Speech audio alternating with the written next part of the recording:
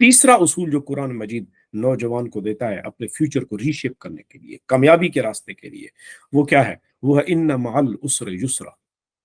अपने इस विजन को दिखा दो, समझा दो, अपने यहाँ पे ये फीड कर दो कि जनाब ऐसा नहीं होगा कि मैं अल्लाह पर ईमान ले आऊं और अल्लाह के रसूल पर ईमान ले आऊं और इनाम याफ्ता लोगों की राहों पे चलूं तो बस फूल ही फूल होंगे। याद रख ले, ऐसा कुछ भी नहीं है, ऐसा कुछ भी नहीं है। अल्लाह और उसके रसूल के रास्तों पे आओगे तो फिर याद रखो तुम्हें यहाँ मुश्किलात का सामना होगा। हजरत ज़ियाउल उम्मत जस्टिस पीर करम शाह साहब अल-अज़हरी रहमतुल्लाह अलैह, अहलुल्लाह, बड़े लोग बड़ी बातें, वो बहुत प्यारे अंदाज में समझाया करते थे। वो फरमाया करते थे कि अगर तुम जिंदगी की किसी राह पर चल रहे हो और तुम ये जरा देखो कि रास्ते में तकलीफें नहीं आ रही, तो आपने फरमाया रुक जाना, आगे ना जाना, रुक जाना और गौर करना कहीं गलत रास्ते पे तो नहीं चल निकला। इसलिए कि ये हो नहीं सकता कि हक की राह हो और रास्ते में मुश्किलात ना आए। तो ये कैसी राह में चल पड़ा हूं जहां मुश्किलात ही नहीं है? तो इसका मतलब है वो गलत रास्ता है जहां तुम्हारे लिए कोई मुश्किलात नहीं है। तो मुश्किलात हक के रास्ते पे याद रख लें, मुसीबतें आती हैं, मुश्किलात आती हैं, तकलीफें आती हैं, अल्लाह ने अपना महबूब बना के भेजा है। वमा अरसलनाका इल्ला रहमतल लिल आलमीन है, अल्लाह का महबूब नबी है, सारी कायनात के अंबिया के खत्मियत का ताज, खत्म नबूवत और रिसालत का ताज उन्हीं के सर पे रखा है। और उनके अंदाज जिंदगी जरा देखें तो सही। सरकार ने फरमाया जितनी मुश्किलात और तकलीफें मेरी जिंदगी में आई हैं और किसी नबी पे इतनी तकलीफें आई ही नहीं। अपना महबूब भेज रहा है, रास्ता आसान कर देता। जहां जहां मेरा महबूब गुजरता वो लोग दीन कबूल करते जाते। ना अबू लहब बनता, ना अबू जहल बनता, ना उतबा बनता, ना शैबा बनता, ना रबिया बनता, ना उम्मे जमील होती जो हुजूर की रास्तों राहों में कांटे बिछाती। लेकिन आपकी जिंदगी का एक एक लम्हा उठा के देख लें, वो मुशक्कतों, तकलीफों से भरा हुआ रास्ता है, कांटू भरा रास्ता है। मगर क्या हुजूर के पाए सबात में लग़्ज़िश आई? आके दर पे बैठे हुए हैं। अबू लहब भी आया है, अबू जहल भी आया है, अबू तालिब से मिलने आए हैं। अबू तालिब, भतीजे को समझा दो, हमारे बुतों को बुरा भला न कहे। अगर हम सरदार हैं, हमें जानते हो, अपने भतीजे से कहो अगर तो वो अरब की किसी खूबसूरत औरत को पसंद करता है, हम उसका निकाह करा देते हैं। अगर तो उसे दौलत चाहिए, तो सोने चांदी हीरे जवाहरात, तो अबू तालिब भतीजे से कह दें, हम उनको वो दौलत के अंबार भी उनके कदमों तले लगाने के लिए तैयार हैं। मगर हम अपने बुतों की बुराई हम नहीं बर्दाश्त करेंगे। उन्हें कह दें, ऑफर कर दो। ऑफर देने आए थे, हुजूर को खरीदने आए थे। अबू तालिब गए, भतीजे ये ऑफर आई है कि अगर खूबसूरत औरत से निकाह करना चाहते हो तो वो देने को तैयार है। अगर तुम दौलत के अंबार चाहते हो वो भी लगाने को तैयार है। मगर अल्लाह के नबी अलैहिस्सलातु वस्सलाम ने अब चाहते तो रास्ता आसान हो जाता, कोई मुश्किल ना होती, दौलत के अंबार भी लग जाते।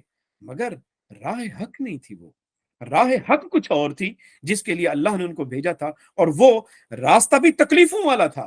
तो अल्लाह के नबी ने क्या इरशाद फरमाया? आपने फरमाया, चचा अगर मेरे दाएं हाथ पे वो सूरज रख दें, बाएं हाथ पे चांद रख दें, तो मैं फिर भी अल्लाह के दीन की तबलीग को नहीं छोड़ूंगा।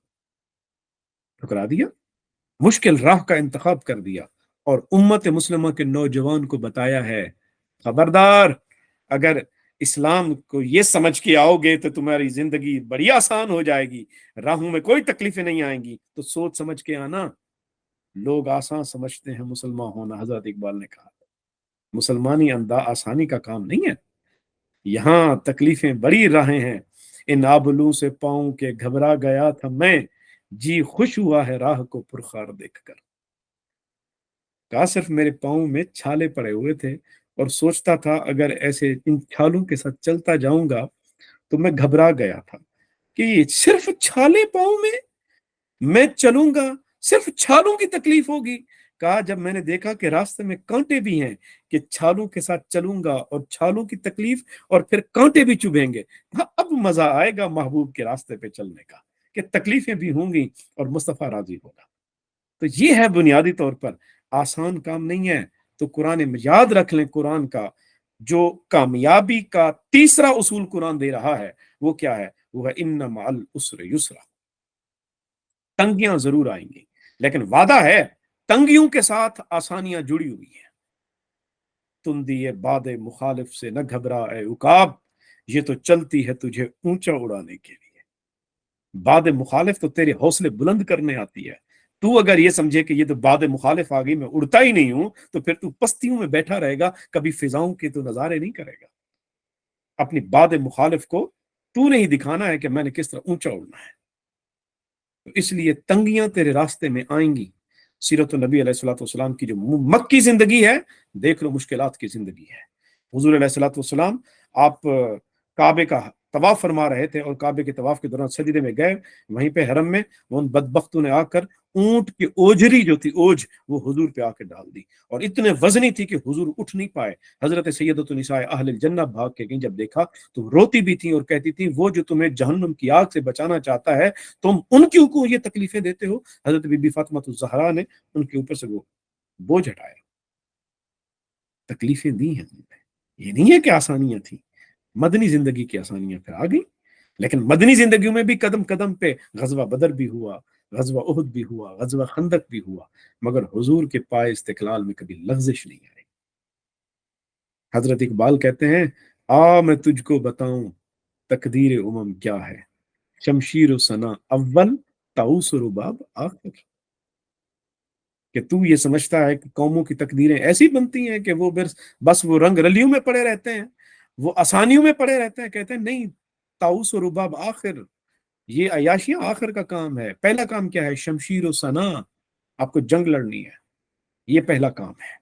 जंग लड़ने का काम पहला है। जंगों के बगैर, खा वो जंग आपके अपने वजूद के साथ है, अपने नफ्स के साथ है या दुश्मन के साथ है, तो इसका मतलब ये हुआ कि जिंदगी कभी भी आसानी की तरफ नहीं लेके जाएगी।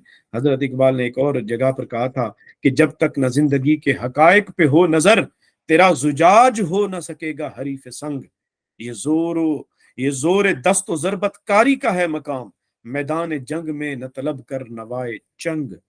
कि मैदान जंग है, दुश्मन के साथ तो नबर्द आजमा है, और तू कहता है गिटार ले और मुझे यहाँ पे बैठ के नगमे सुना। कहता है मैदान जंग में तू नगमे सुनने की बात कर रहा है, आसाइशों और सहूलत की नहीं। ये जिंदगी मैदान जंग है, यहाँ हर लम्हा तुम्हें कोशिश करनी है, हर लम्हा तुमने लड़ना है। खूने दिलो जिगर से है सरमाया ए हयात, फितरत लहू तरंग है गाफिल न जल तरंग। इकबाल कहते हैं कि जल तरंग क्या है? जल तरंग होता है कि जल कहते हैं पानी को, पानी का साज। यानी अगर 7 गिलास आप पानी के भर के रखें और हर गिलास के अंदर पानी पहले में ज्यादा लेवल पे हो, दूसरे पे उससे कम, तीसरे में उस पे कम, इस तरह मुख्तलिफ लेवल्स में 7 गिलास पानी के भर के रखें, लोहे की तार के साथ यूं उसको छेड़ें, 7 गिलासों को तेजी से मारें, तो कहते हैं एक साज पैदा होगा। इकबाल कहते हैं तू अभी पानी भर के उस साज को सुन रहा है और तू मजे ले रहा है। इकबाल कहते हैं जरा उंडेल इन गिलासों को, पानी निकाल, अब जरा यहाँ पे अपना लहू भर, और लहू भर के जरा तार को छेड़ और उस नगमों को सुन। तो मतलब क्या है? मतलब ये है कि यहाँ पर आपने सख्त कोशी दिखानी है। फितरत लहू तरंग है गाफिल न जल तरंग, तुम्हें अपना लहू भरना पड़ेगा, तब जाकर तुम्हारी जिंदगी में कोई मिठास आएगी। है शबाब अपने लहू की आग में जलने का नाम, सख्त कोशी से है तल्ख जिंदगानी अंग भी। जो कबूतर के झपटने में मजा है ए पिसर, जो कबूतर के झपटने में मजा है ए पिसर, वो मजा शायद कबूतर के लहू में भी नहीं। आए हजरत इकबाल ये कहते हैं, वो शायद कबूतर के लहू में भी नहीं, झपटने में जो मजा है। तो ये है बुनियादी तौर पर झपटना, पलटना, पलट कर झपटना, लहू गर्म रखने का है एक बहाना। अपने लहू को गर्म रखो।